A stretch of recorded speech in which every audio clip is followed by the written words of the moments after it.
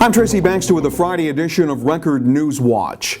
Sullivan County legislators were poised to lay off 17 county employees and abolish 32 vacant positions during the special meeting set for early this evening. It's their way of closing a $3.3 million budget gap after unions that represent county employees refused to forego raises and longevity payments this year.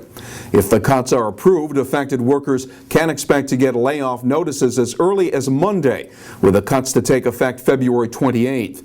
And the county may need to make further budget adjustments later in the year to make up for expected cuts in state aid. The man accused of fatally shooting a Port Jervis man Wednesday night was arraigned on an assortment of felony charges. 26-year-old Todd Sinclair of the Village of Florida was formally charged with second-degree murder, first-degree manslaughter, as well as numerous weapons charges for the killing of 21-year-old Randy Kaiser. Police say Sinclair was actively trying to confront Kaiser when he opened fire while Kaiser was sitting inside a car. The motive for the attack was an undisclosed personal issue between the two. A female patient at an area treatment center remains in stable condition at Albany Medical Center after getting stabbed in the chest by a visitor at the center. 22-year-old Henry Pfeffer of Rhinebeck has been charged with attempted murder after police say he attacked the woman he was visiting at the Northeast Center for Special Care in the town of Ulster. The center serves as a brain injury rehabilitation center. Pfeffer pled not guilty at his arraignment and is being held without bail in Ulster County Jail. With the suicides and attempted suicides of Monroe Woodbury High School students serving as a backdrop, Orange County officials and local agency representatives are putting a spotlight on the problem of bullying and harassment today by declaring this No Name Calling Week. The event was designed to offer a public stance to an issue that can ultimately have tragic consequences. The recent suicides are illustrating that our youth can be at risk and we may not be aware of it. We need to start interventions earlier.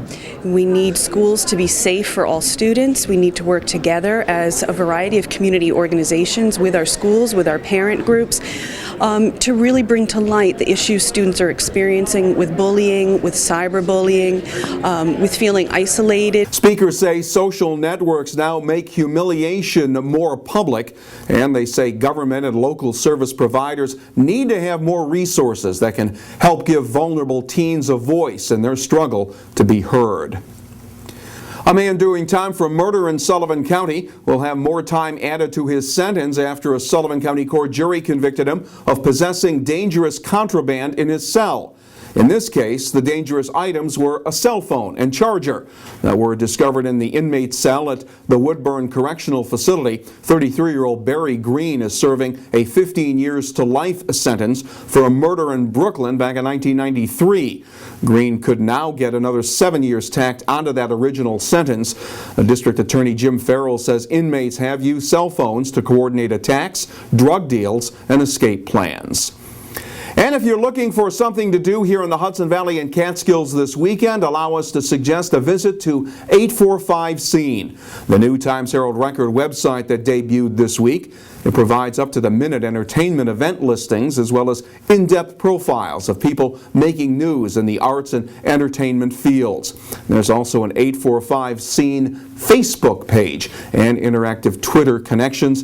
Website creators say it'll supplement existing Times-Herald Record coverage of what's happening here in our own backyard. Well, are you ready for another day of winter weather? That is what we'll have when we wake up tomorrow. Our region will get a wintry mix of precipitation that will include a few more inches of snow. Temperatures will top out in the low to mid 30s. Super Bowl Sunday will be a much better day with plenty of sunshine and temperatures in the upper 30s. Get all the news by picking up the weekend editions of the Times-Herald Record and keep clicking here at Record Online to stay on top of all of the breaking news. For Record Newswatch, I'm Tracy Baxter.